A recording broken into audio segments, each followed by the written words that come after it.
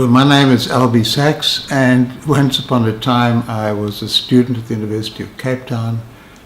I became politically active as a second-year law student. I took part in the Defiance of Unjust Laws campaign. I was at Kliptown when the Freedom Charter was adopted, and my whole life, in a sense, has flowed from those moments.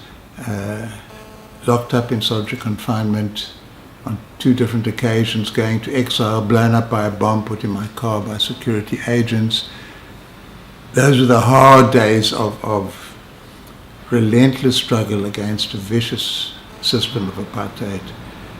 And then came the years of exile, followed by returning, or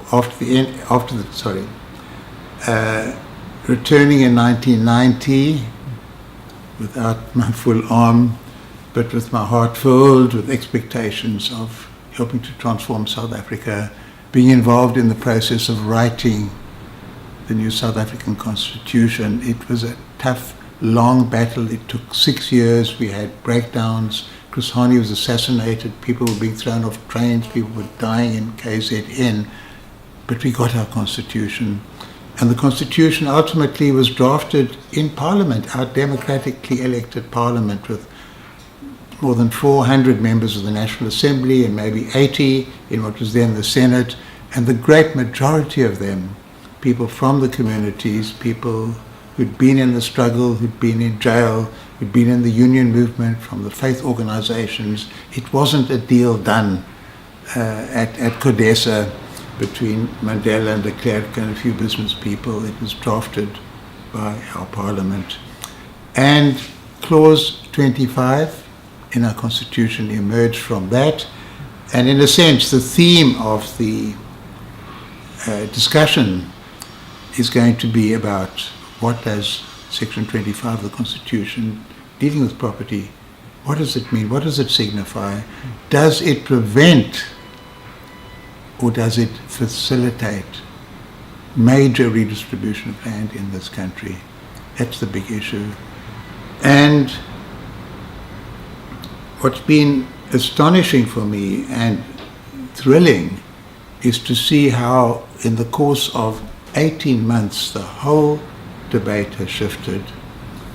Last year was the centenary of the birth of Oliver Tambo, and one of the lectures I gave at UCT, in fact, was on the question of land.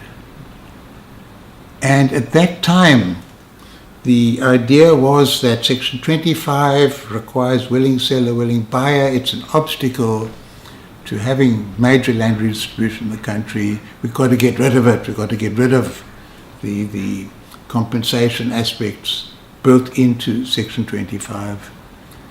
And the main thrust of my presentation then was to say, read Section 25, see what it says, know the true story of how it came about, and does it allow for, does it in fact require major redistribution in this country or not on its own text.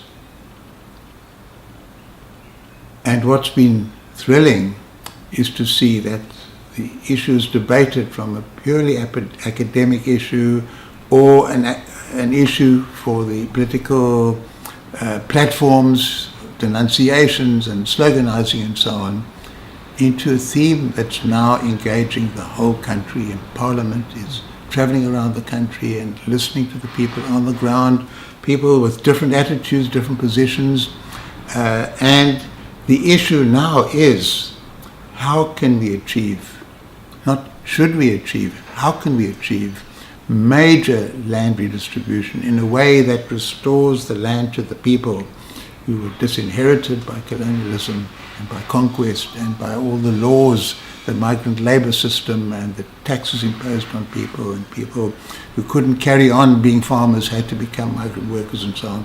How can this all be challenged and changed? And not at some future imagined date, but rapidly and quickly in a meaningful kind of a way. That's the context in which I understand the discussion at UCT is going to take place.